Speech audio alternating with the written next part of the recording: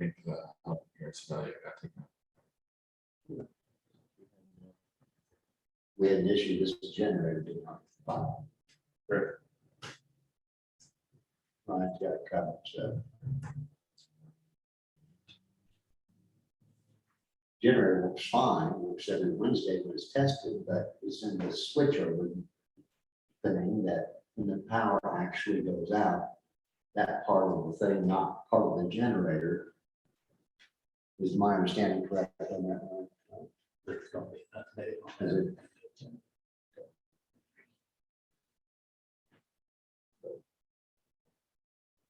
In mine, it's one thing, but when it didn't show the representative.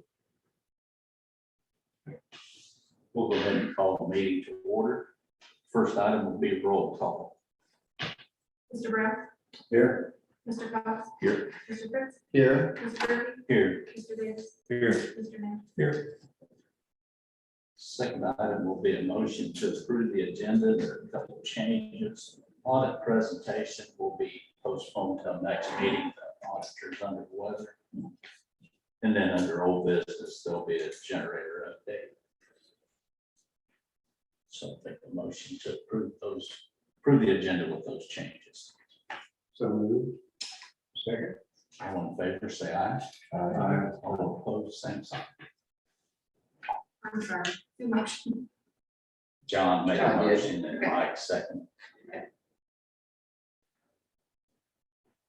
Sorry, I forgot I was here. Everyone's had a chance to look over the previous meetings minutes. There are no additions or corrections. They will stand approved as presented. Great Venus is our visitor. Was there any public comments in it? No. We'll move on to the officer's report, CFO report. Okay, good evening. My report starts on page 32 is the page number. The sales tax receipts for October is $733,559.60. That is an increase of $45,758.44. And that largely, I'm sure, is due to having the state fair this year than we did last year. It's a 15.9% increase over last year, and overall this year, we're at a 13.47% increase. Anybody have any questions on that? Page 33 is the bank balances as of October 7th.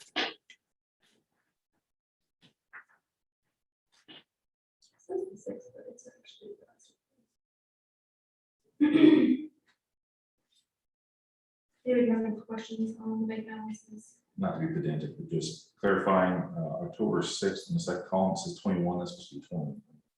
No, I made an error on that top half. It should have been the last meeting. On the bottom half is the October 7th 20, versus Okay. October 7th 21. So year over year, we're at 380,000.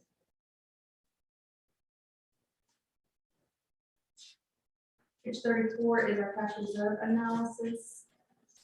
Down almost a week over last meeting. Pages 35 and 36 is the check register. You'll see there on the top part of page 35, you've got deal 7877. That was the sale of unit 6. Any questions on those transactions?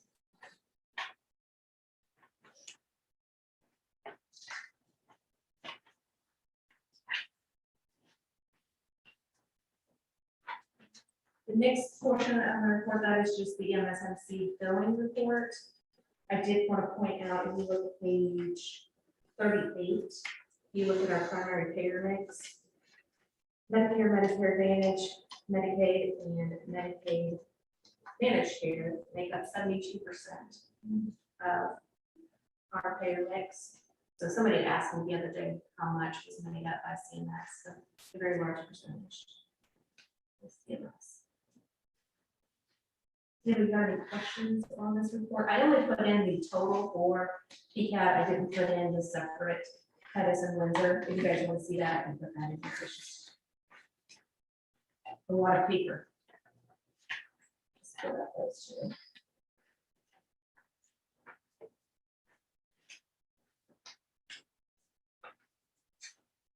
Page 44 to 46 is the credit card statement, and we have any questions. that we have.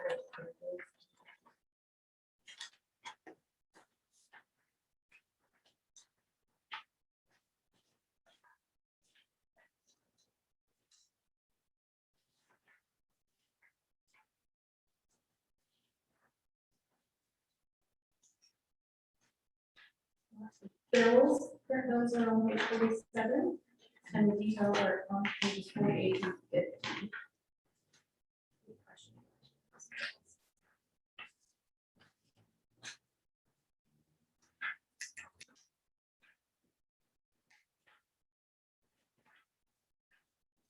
That is in the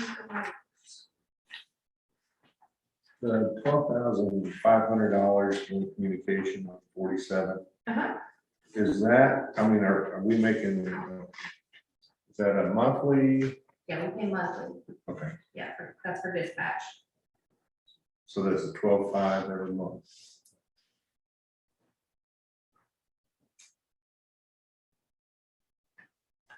Are there any other questions on the CFO report? Now then, take a motion to pay the outstanding bills. So moved. Second. All in favor, say aye. All opposed, same sign. Is Dr. Gustafson with us tonight? We will move on to unfinished business, the sales tax rate. Is there any discussion?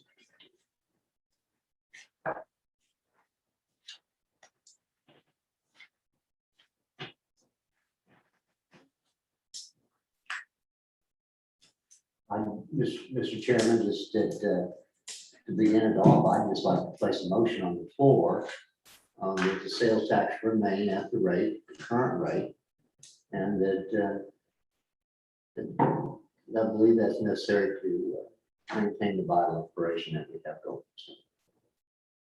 Is there a second for that motion? Second. Is there any discussion? Yeah, I just have a question. Yeah.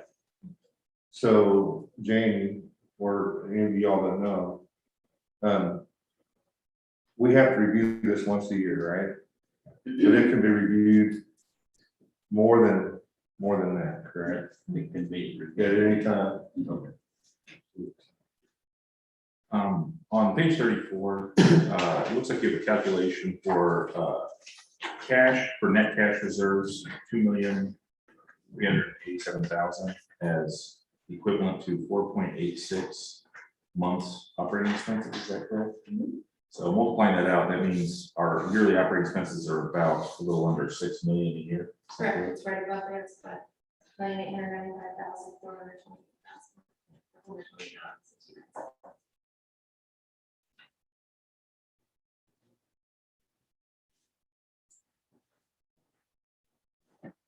Yeah, I was expanding to just on one that each day that passes, it costs just over $16,000 to operate this district.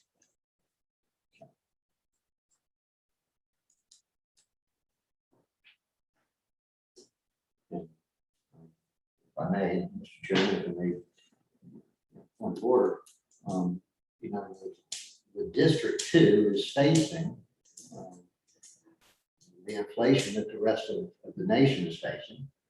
And that with that unknown, and with the unknowns, and couple it with the reimbursement side of our revenue stream, and some of the uncertainties, and some of the positive areas there, I just think at this time, that was my decision, so make that motion.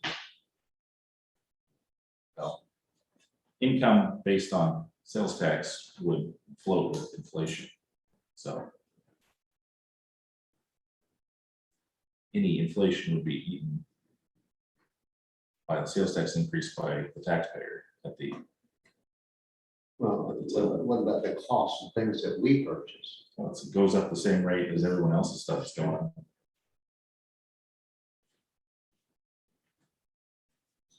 Further discussion? I think we should look to lower it. Looking at the cash reserve chart, we're definitely on a consistent upward trend, at least since 2018, that's on this chart.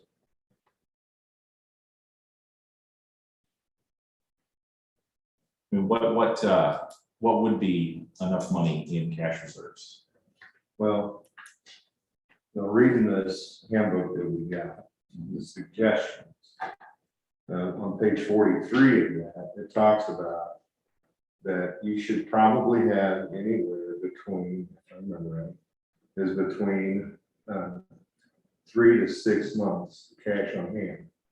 Now, that's what's recommended, especially if you're getting taxes, the sales tax. However, until we get and look down farther in this report, that you get those two things that we have cash reserves for answered, I don't think we can really address any of that, but we got definite answers on how much those items are going to cost. There's always going to be something. Yeah, but this could be, I mean, you're looking at, you take those out, you got 4.9, so you're in the middle. You're in the middle of that. Coming down the pike, government wise, we've been getting 2% extra for sequestration for Medicaid from the pandemic. That is set to end at the end of December. So your Medicare reimbursement is going to automatically drop 2% unless they extend it. There's no, anything that I'm seeing is there's no talk of them extending it. So that's going to drop that down. Now we do have the positive things. We do have Medicaid expansion, but we don't know how that's affected us yet because they didn't start open enrollment until 10/1. And we'll know more answers on how it affects us in a couple of months. But it is retro to July 1, but we still don't know. That's still unknown. So if any of those other items, like the building, you guys know how much building supplies, at 715,000 may not be enough, even if we buy a house. Because you still got to build with their house. So, until we get answers to those two items, I think leaving it where it is for now would be. Sorry, further discussion? Yes. Commissioner. If my math was right, to get $3.5 million in tax receipts at a 0.5% sales tax, there would have been $700 million in sales that came in for the year. That's a lot of money. I had no idea that there was that much money floating around out there. So by going to 4/10 times 700 million, that would be 2.8 million, as opposed to the 3.5 that it's generating now. So that would be $700,000 that would be left out there to the taxpayers. Now, the question I had in my mind is, can we operate on 2.8 million instead of 3.5? It seems like we could.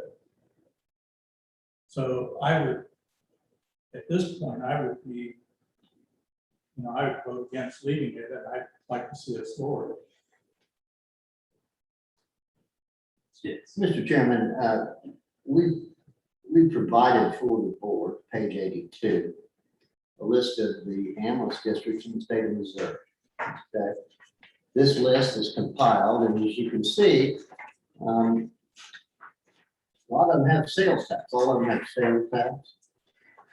Okay, 1/2 cent, 3/8, 1/4 cent. Most of them have 1/2 cent sales tax.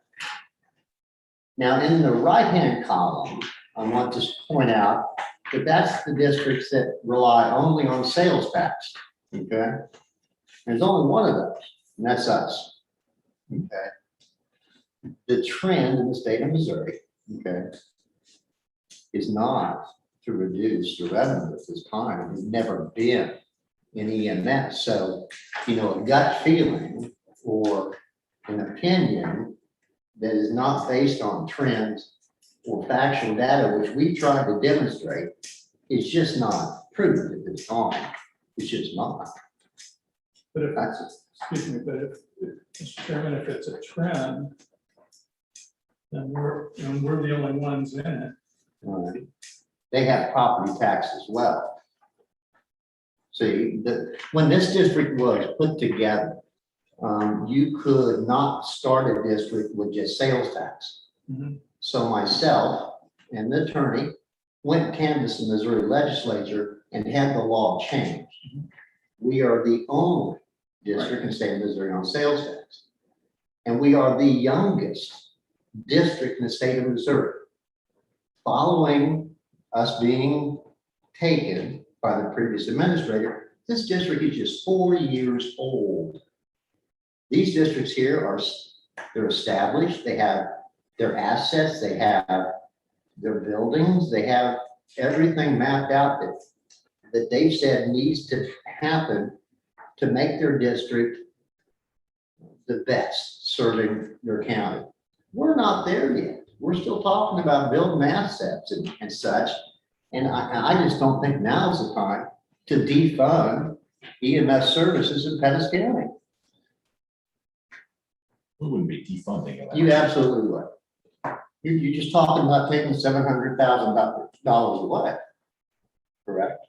Well, we're taking $700,000 away from the taxpayer and giving it to ourselves. Which taxpayers take it away from? People paying sales tax. Right, and that's progressive way.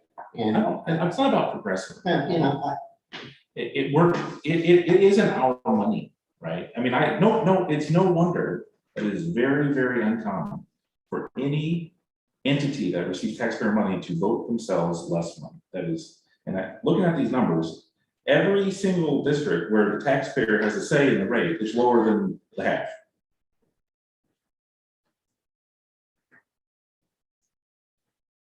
By not paying ourselves $700,000, to use John Nay's number, we're not taking $700,000 away from people who use our services, is what we're doing. where do you suggest we cut that $700,000? What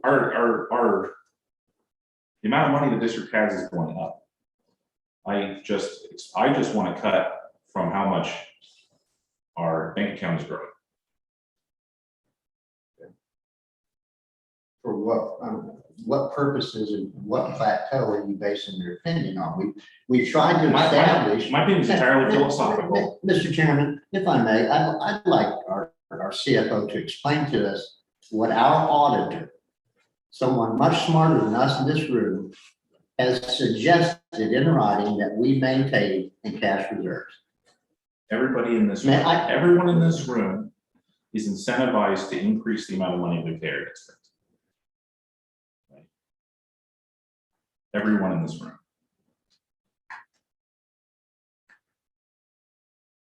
You're looking at it wrong. It's true though. In 2011, the people blessed us and previous boards with a 1/2-cent sales tax and said, go forward and provide EMS. I mean, I'd love if we made this. I prefer you not interrupt me, Mr. Chairman. I just prefer that.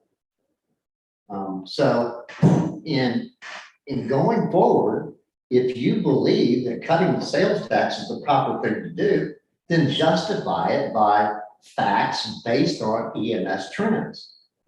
Don't do it by a gut feeling of something you think is the right thing to do, because it's not. It will and could impact the delivery of EMS services. That sounds like a wonderful thing to put to the voters every 12 months to me. Well, unfortunately, Mr. Cox, that's not the way the law is set up. Sure.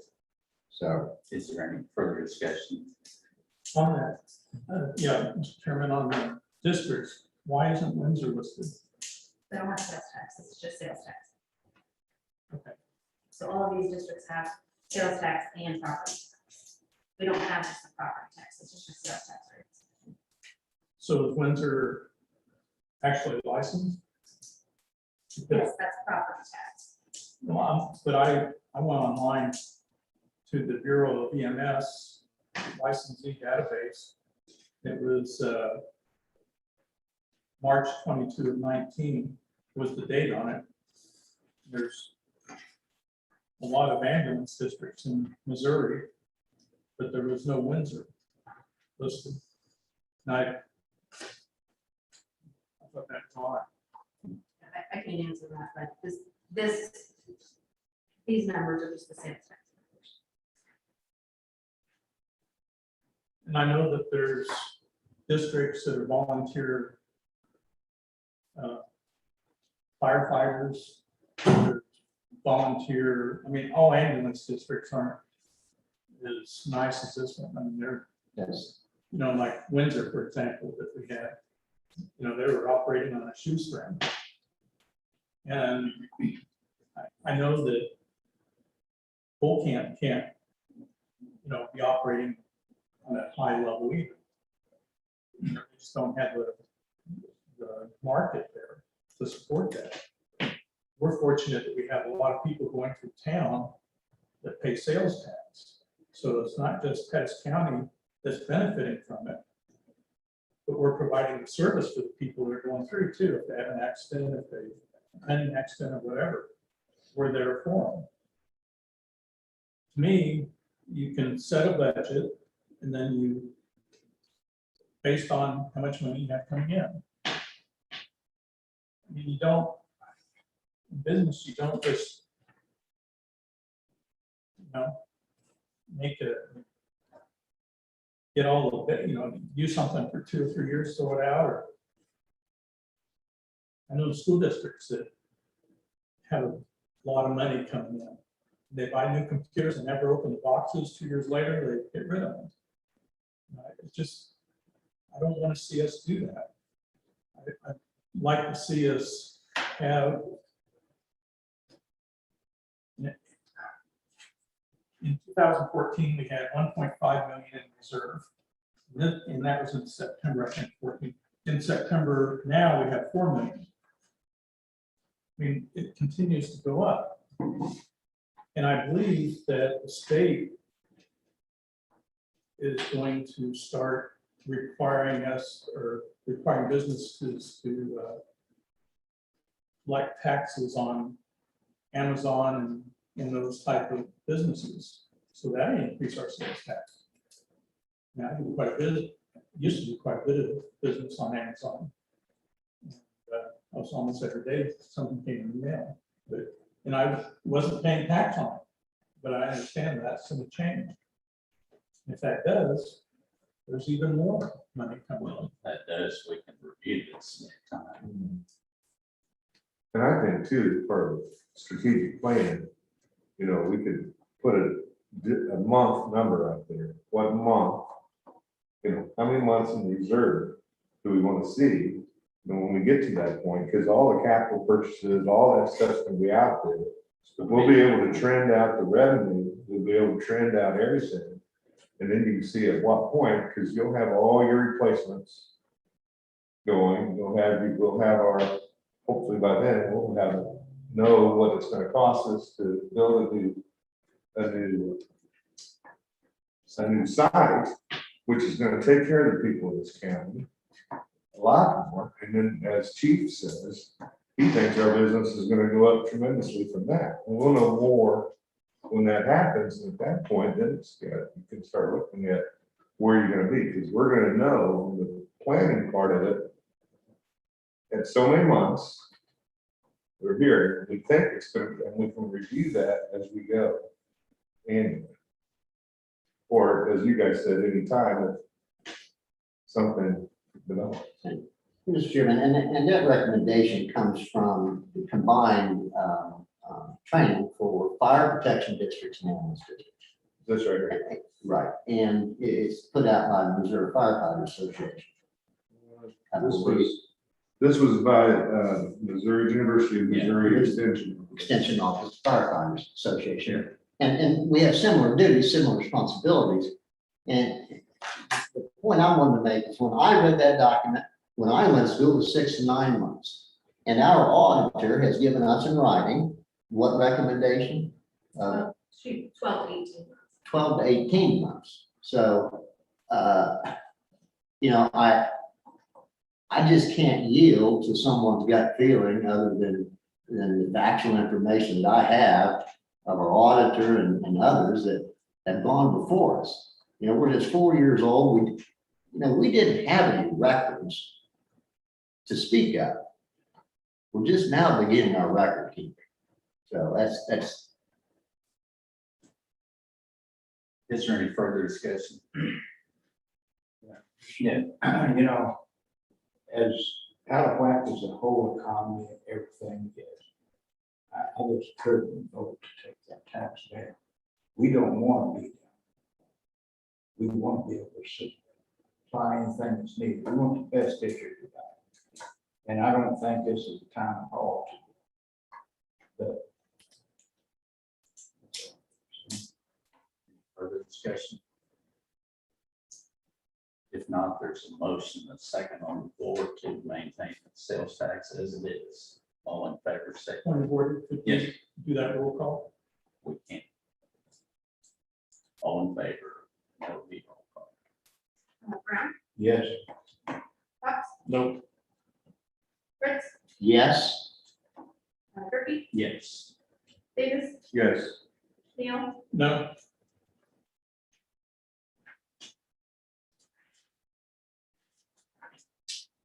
We'll move on to the annual plan review. Flip back page 51 starts the proposal on the services from PWW. They are the leader in medical billing as far as ambulances go. They're the ones that provide all of the training for certified ambulance coders, certified ambulance, you know, the right initials here, certified ambulance compliance officer, and certified ambulance privacy officer. And then you also did it at that, which is certified ambulance documentation. The claim review is on page 56, 55 to 56. The costs are on page 56 for that annual claim review. So they would take a sample of 30 Medicare claims, and they would review the patient care report, the dispatch, and then the billing associated with that call, and give us a report on the procedure coding, modifier coding, ICD-10 coding, the supporting documentation, medical necessity, and the reasonableness. And you can engage this firm to do just one-time audit, multiple audits, and however often you would like those audits. And then the fees are on page 56. So one audit is $5,000, 2 audits is $9,500, 3 audits is $13,500, and 4 is $17,000. Charging $167 a charge.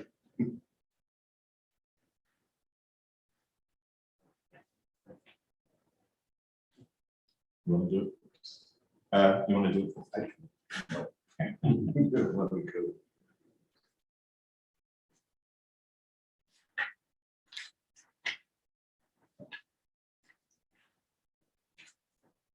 You have a recommendation for the number of audits? Well, what we had discussed was doing it annually, so once a year. So it's just however many audits you buy, and then you can set how often you want those audits. If you want those quarterly, monthly, however you want to set that. Kind of the price locked in. So we could lock that in, say if we said 2 audits, that'd be for 2 years. If we just said we wanted it. Explain to me. I don't think you need it more than annual. I mean, I do it monthly internally, I know you do it, yeah. so I mean, no, I don't. But lock And our it in. billing company also does it internally monthly. Is there other companies that do this? Our billing company has this done annually. as well. Oh, they have it done as well. Could we get the report today then? I believe so. I believe that that was included when they did the proposal. Yeah, I think It's not just on our claims, of course. They do it across their board. across the whole board. So what they they- do. If they, I mean, I don't see a point in having it redundant, but if that company that they have report, review it, if they could share that information with us, that might cover us. Yeah, I think when they demonstrated that whole thing, they kind of showed that to us, that that's what they did. They crossed the board of everything, all the accounts they touched, they went and did that snatch. Just to clarify, they audit their own work or they audit work unrelated to what they have. So the billing company does an internal audit, just like I do an internal audit, even though we don't do billing.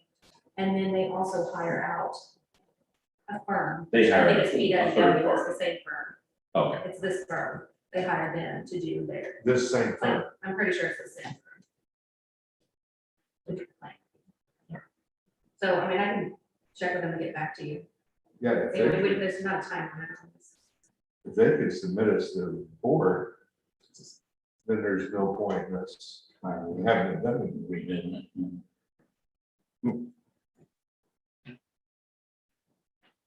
Okay, let me check with them, I'll get back to you. We'll table this till the next meeting and have some more information.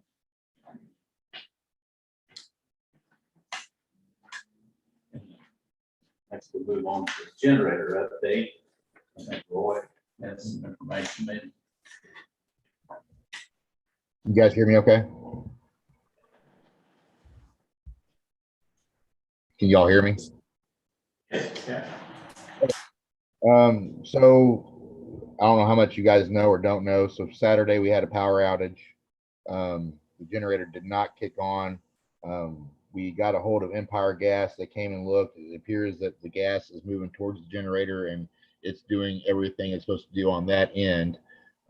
Today, Ryan was able to get a hold of Catalyst, and those are the folks that put the generator in.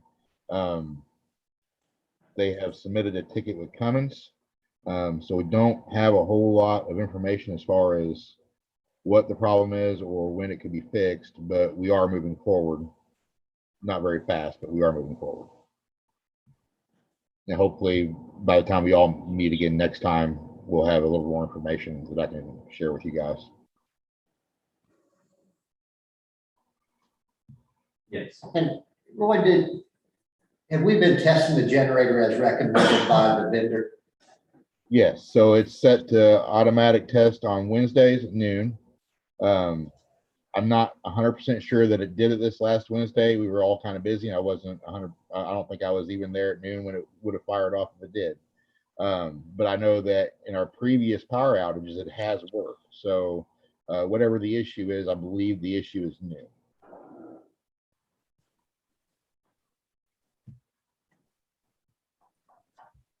We know how old that generator is, Right. under warranty. yes.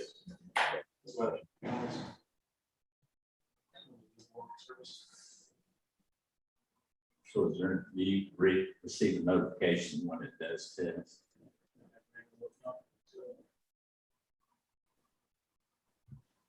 Like, so you do, so you know it does run. No promise, I don't look for it, so. wait till comes some time around.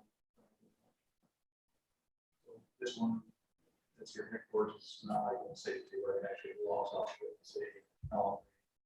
So it's much simpler to say one, so. Let it comes to look at it, look at the logs, see what's wrong.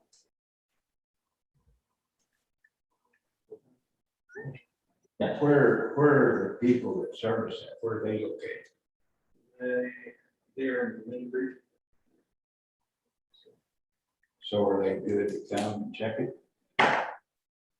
Yeah, we have a normal service supposed to be coming up here soon. It's not finished yet, so. Well, and don't they have, if that thing don't kick on, don't they monitor that and know We do not offer that over the, level of service. what kind of an expense was that? I think it's gonna add about 6,000 to the total price. under recommended. I have one on my house, and if it doesn't kick on, they're monitored. And they're right there to see mine. I think that would be, I don't think that's my cat. But anyway, maybe something to look at.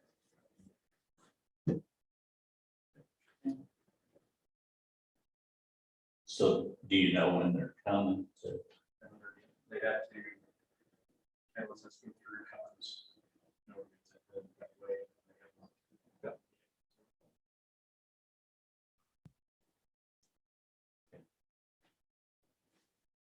Are there any other questions on the generator?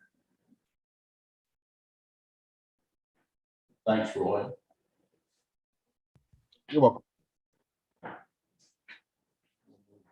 Take a motion to go into closed session pursuant to RSMo 610.021, section 2.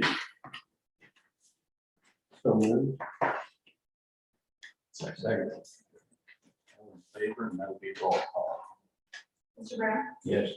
Mr. Cox? Yes. Mr. Fritz? Yes. Mr. Murphy? Yes. Mr. Davis? Yes. Mr. Mayor?